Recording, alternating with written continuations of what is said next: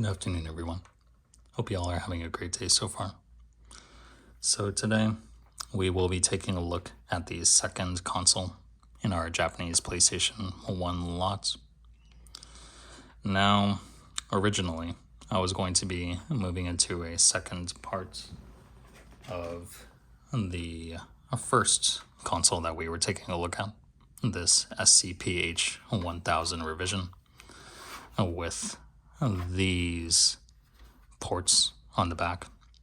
Of course, explaining now that I have done a little bit more research, this is a serial port, which is common on PlayStation 1 units. I believe they were common on probably almost every single unit to my knowledge. Unless it was discontinued at some point, I'm not really sure. What that serial port enables these consoles to do is connect to each other for functionality in certain games, or multiplayer functionality, or something similar to that.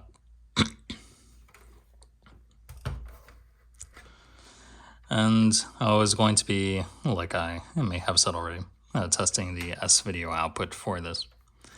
However, unfortunately, when doing some testing off camera, the optical drive stopped working. So I disassembled the console and I took a closer look at the optical drive, and the motor was no longer moving the sled that houses the crystal oscillator here on the optical drive. So that no longer works. That particular motor is pretty common. It looks something like this. So with that little metal housing and that spinning rod that controls the motion of the sled. So these particular optical drives are notoriously unreliable, them being the first revision built with inferior parts at the time. So likely what I will be doing for this console is completely foregoing the optical drive and going ahead and installing an optical drive emulator. So I will be investigating the options regarding that, and you can stay tuned for more updates to be made in that series. Now, this particular console is a SCPH-7500. On the back of the unit, it was missing its parallel port cover. To the right of the parallel port, we have our serial input-output port. To the right of that, we have our typical AV multi-out jack, and our mains jack to the right of that as well. This particular unit is very heavily yellowed. As we can see on the front, it is very dirty. In the middle portion over here, it looks to be slightly less yellow, and on the back here to be completely gray. Also, something interesting about this console is that the open button gets stuck. So when you press it, it will stay depressed. However, these 7500 units typically have probably improved optical drives, so they are not as subject to the, imminent failure that occurs with the earlier console revisions. So what we are going to be doing in today's video is initially testing the output through the multi-out jack. We are going to be testing the functionality of the controller ports and the memory card ports, utilizing this game, Crash Bandicoot, the Japanese version, to go ahead and test that on my monitor, see how well that works. And we are also going to be taking this console apart and giving it a cleaning so that hopefully we can resolve this open button issue. Whereas for now, to keep the console closed, since it would be quite a pain to sort of like stick something in here so that it detects that the disk drive is closed. We can just go ahead and give it a little slap, and now it's back into place. So we are going to be testing the image that is outputted from this console by connecting to mains. We will go ahead and connect the multi-out this way.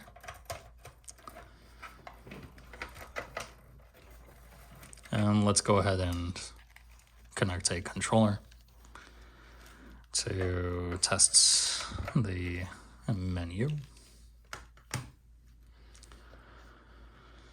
And so we'll actually insert a memory card a little bit later. So let's go ahead and turn on the monitor. The retro tank looks like it's detecting an image. And let's turn on the power button and pan up to this screen.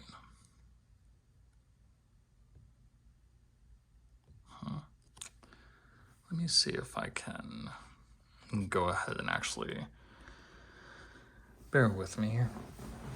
I'm going to go ahead and change the output on my speaker to this auxiliary so that we can get some sound. Let's go ahead and test the sound again.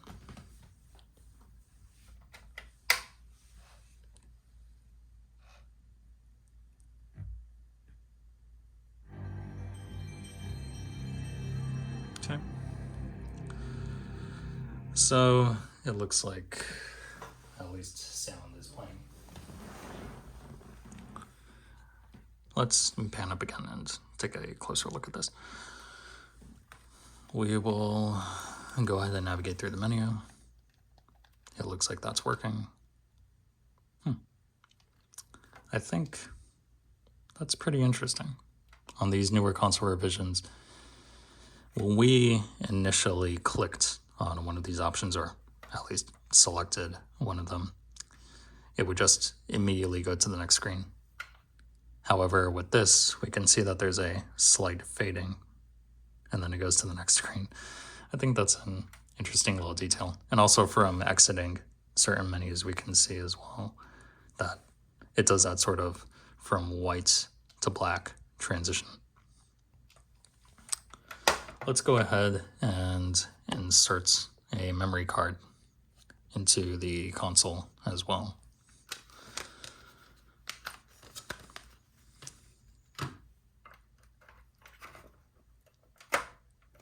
Okay. And my finger keeps on getting in the way of the camera. Let's try not to do that.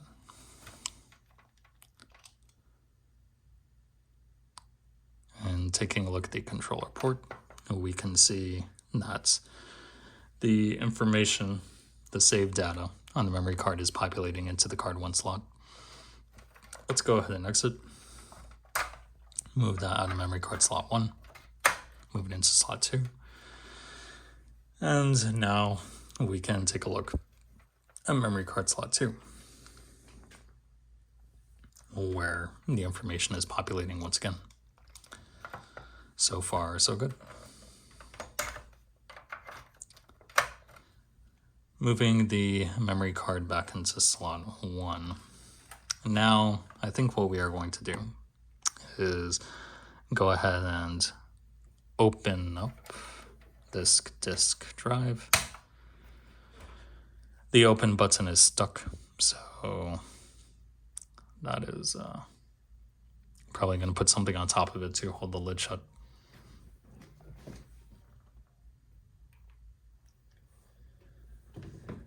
And we can go ahead and open this CD case.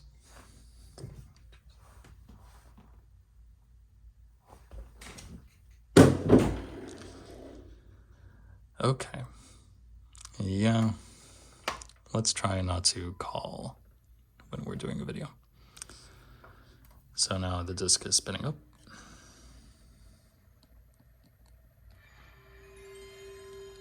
And it looks like it's playing. Well, I guess these drives probably are more reliable.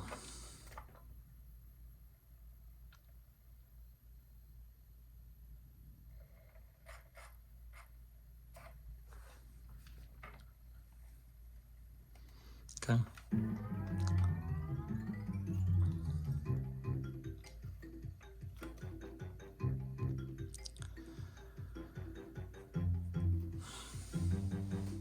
So it looks to be working for now. Let's go into a little bit of gameplay and see if anything happens before then.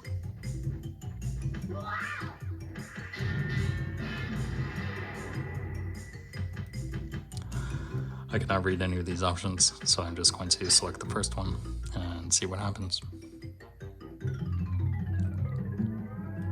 Brings us to the first level. Huh. And literally, right now, as I'm playing this, I'm holding the disk tray shut. I think that there's probably a better way to do this. Let's go ahead and just put this on top of it. Keep that held down. Then move this up here.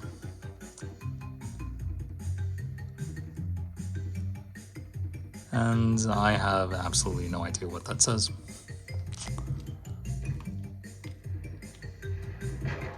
Oh, so this is D-pad only. Let's see if I can turn on the analog stick. Oh, it's one of those games. Okay, D-pad only.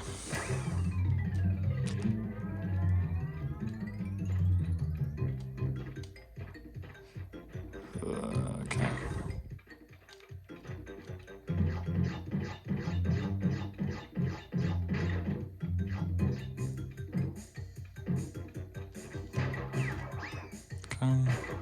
Oh.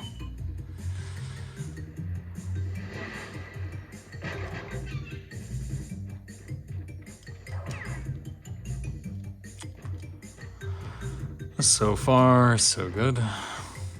Unlike my plane.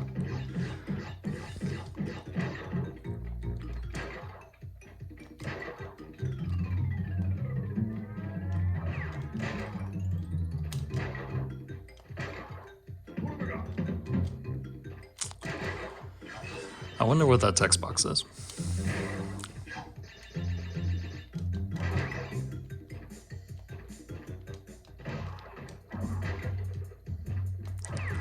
Okay.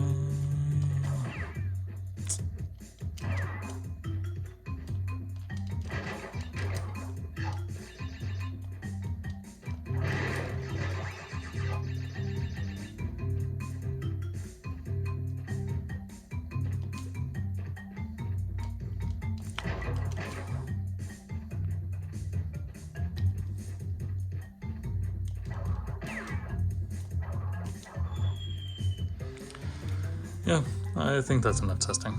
So, this game obviously works. And even better, the optical drive also works. So, yeah, and that's great. Let's go ahead and remove the game and take a closer look at this open button. And maybe we can determine why the open button is getting stuck,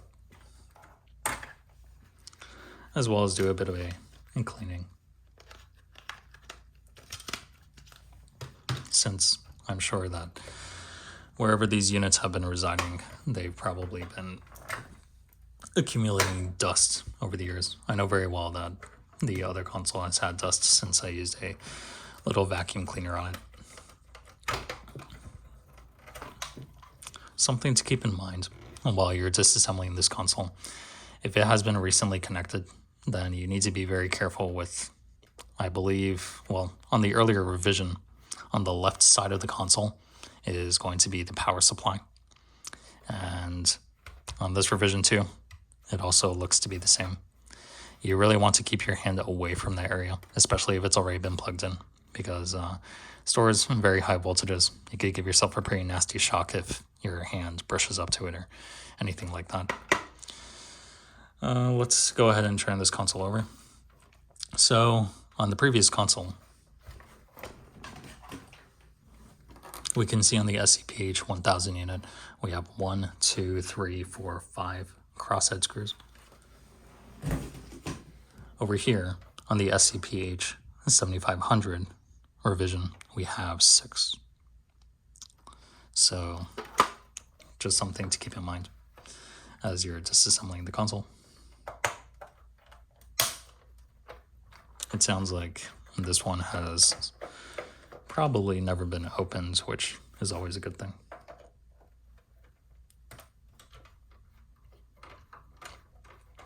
Since, depending upon whoever has owned the console before, they may or may not make your life more difficult by attempting to repair the console themselves.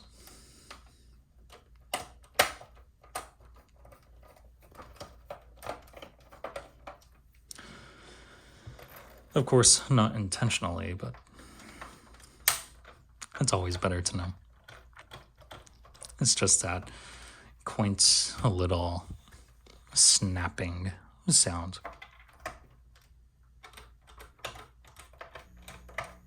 That indicates that. Let me go ahead and...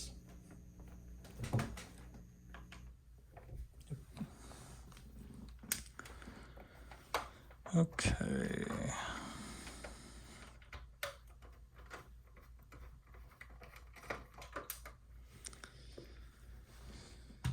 Okay. So now that all 6 screws have been removed,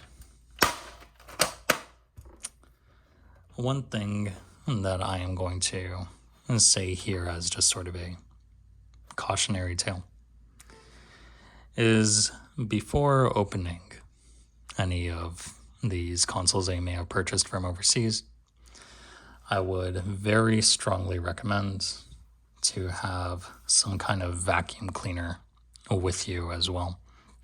And I am well aware that vacuuming a motherboard can build up static electricity along the logic board, along the traces, and that can cause a short circuit.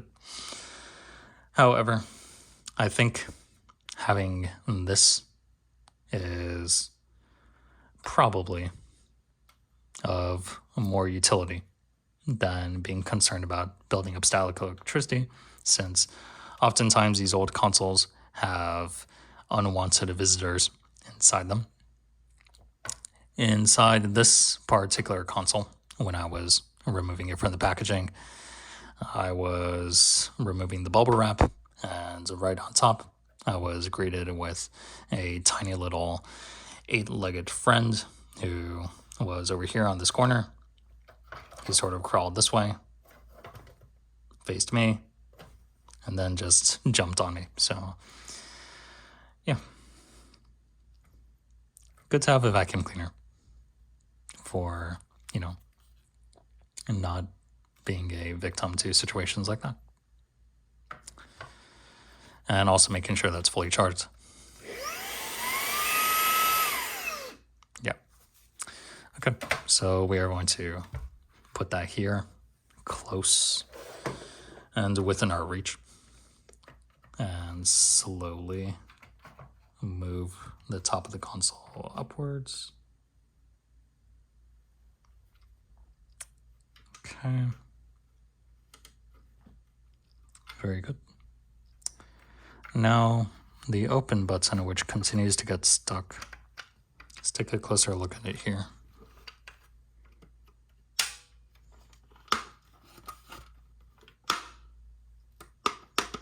And right now it's stuck.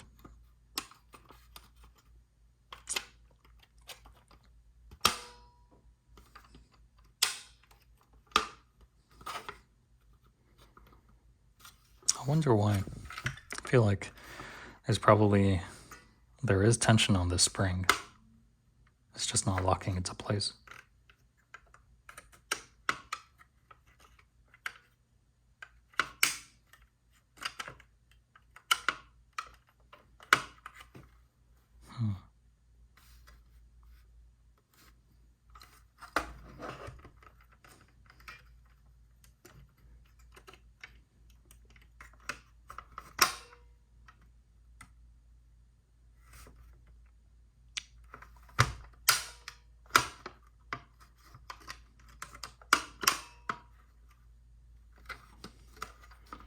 I wonder if there's a way to maybe put some more tension on the spring so that when you are pressing the home button, or the open button, not the home button. That's for an iPhone. When pressing on the open button, it is able to come back into place. It doesn't really seem to be doing that here.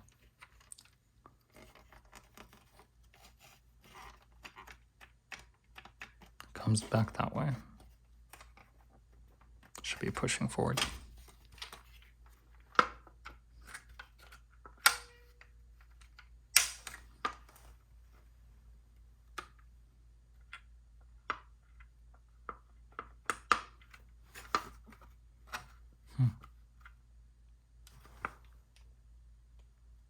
Yeah. Let's put this down for now. I could see that there's a lot of dust inside here, so let's go ahead and just quickly vacuum that up.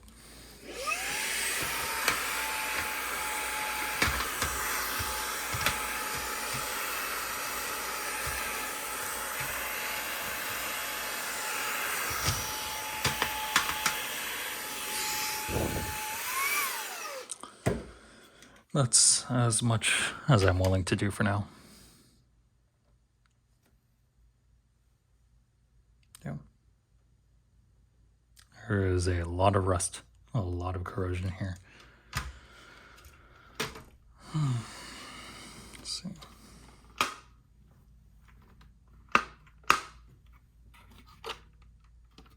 Yeah, the spring is pretty weak.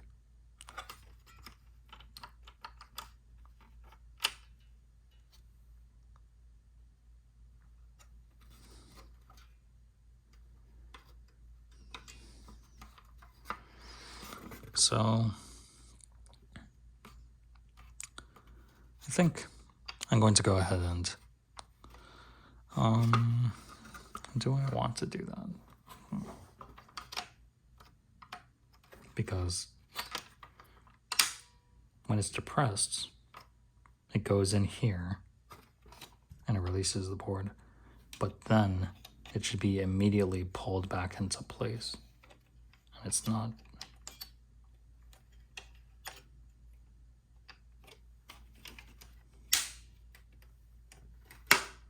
It just stays.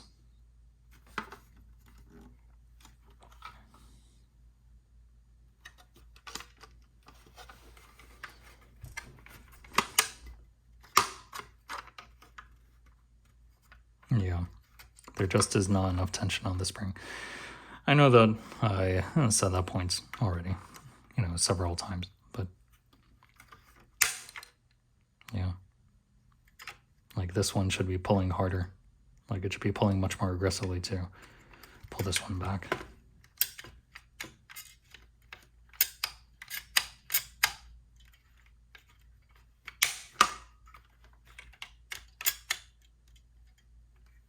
So it'll be facing downward.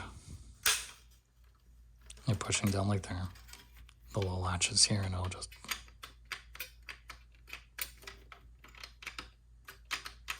Just getting stuck. We can see from a sort of side view that this wedge, the way that it's designed, sort of impedes the motion of this plastic slider that is supposed to slide and push this button upwards. So what I'm thinking is that if we can remove a little bit of the material on the open button, that would enable us to go ahead and make this one work a little bit better. It's just a bit of a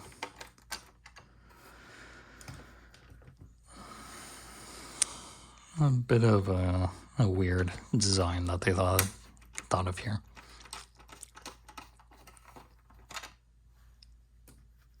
So we remove 2 Phillips head screws to remove this cover. And here we have that plastic sliding mechanism that we were trying to work with. Over here, we have the button. There are these little plastic tabs that are holding the button into place. If we pinch them both inward and push out, we can remove the open button. It might take a little bit of finessing to pop it out, but here it is, and it pops out.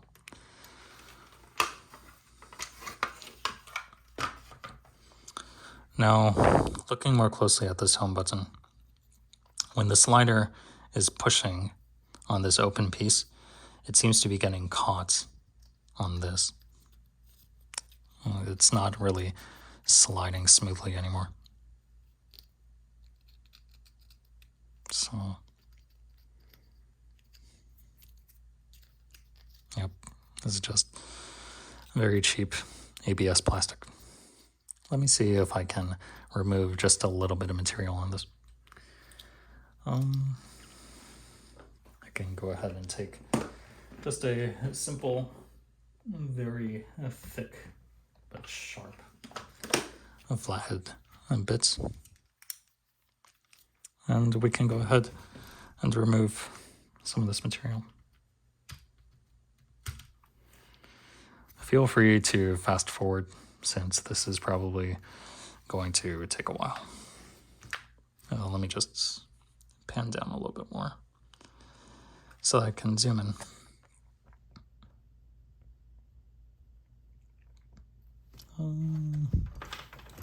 Yeah, like this. Okay. Oh, kind of hard to do this with the camera in the way, but.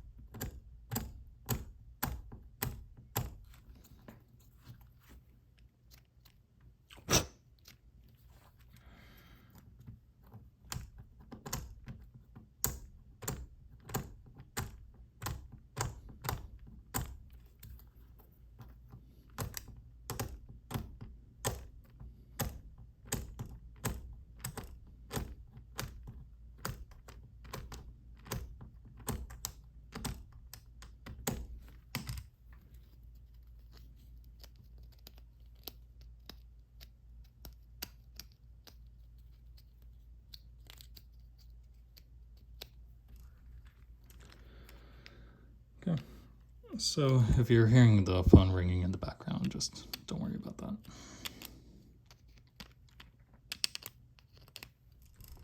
Let's go ahead and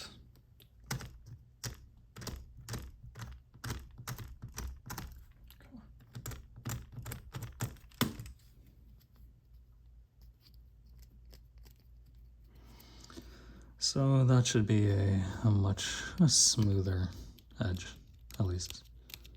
Hopefully it will be.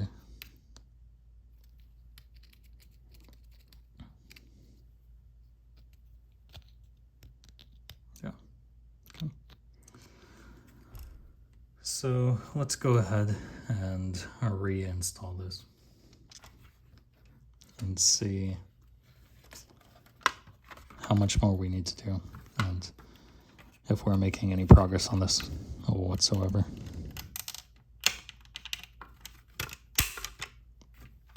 Okay. Let's see.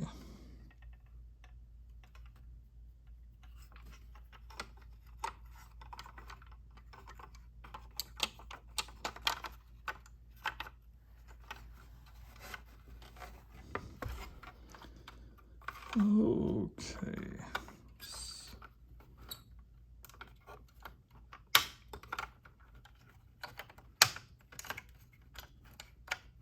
There we go.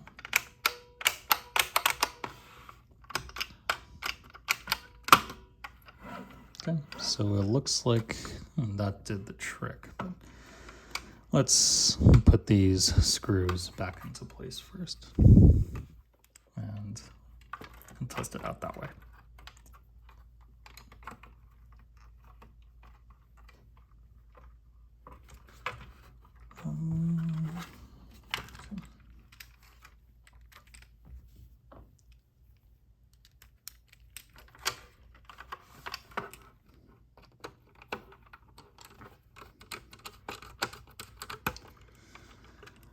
Reassembling with the Phillips head screws. Okay. Now let's take a look.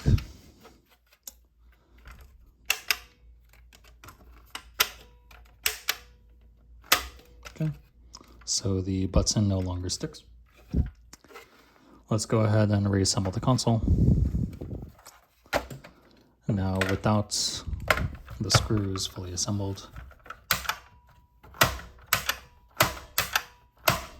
the button no longer sticks. Let's go ahead and put back the remaining screws, since we can now call this a job complete. I think moving forward, these kinds of plastics tends to yellow like this over time. And if there's enough demand for it, maybe I will look into maybe retro brighting this console, removing that yellowness, or just making it look better and restoring it to its original gray color. I mean, right now, I don't have any particular interest in doing so, but I think if people want to see that, then I can certainly make a follow-up video about that. I think one of the most surprising things to me, okay, maybe it's a different bit. I think one of the most surprising things to me is that the optical drive still works. I was definitely not expecting that. I know that, yeah, it's slipping. I know that even after, what is it? Probably at least 15 or 20 years, that this drive is still working. I think that's a marvel in itself.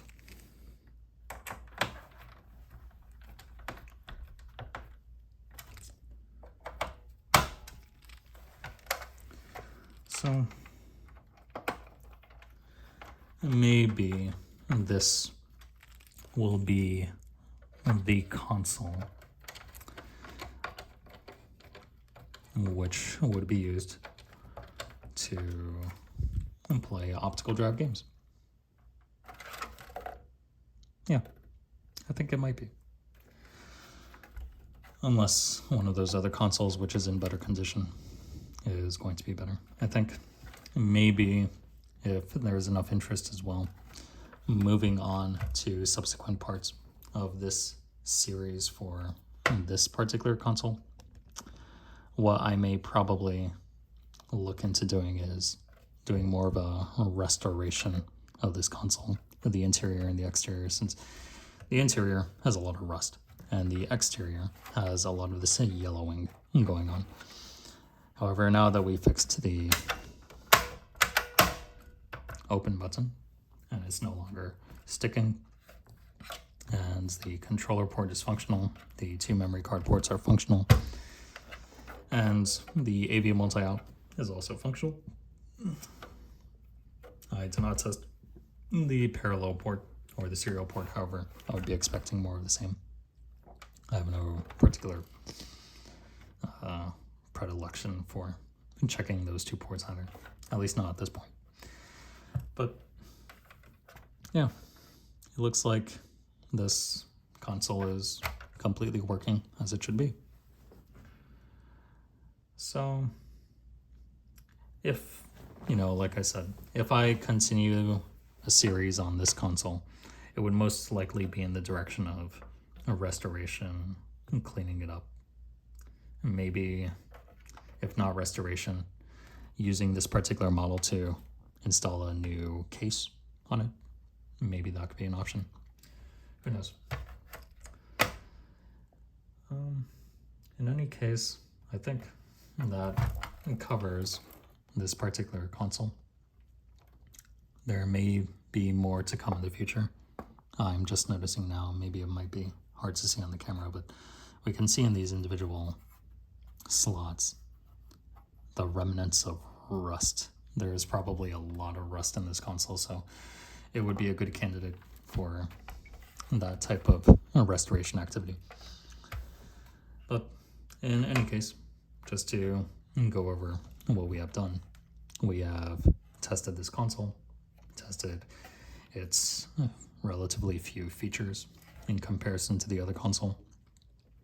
It has an optical drive that is working, surprisingly, and an open button, which was previously sticking, is now working exactly as it should be. So I think that will wrap it up for this video. Moving forward, and maybe make this into a restoration video or completely just replacing the case. Thank you all so much for watching, and that'll be it. Hope you all have a great day. Take care.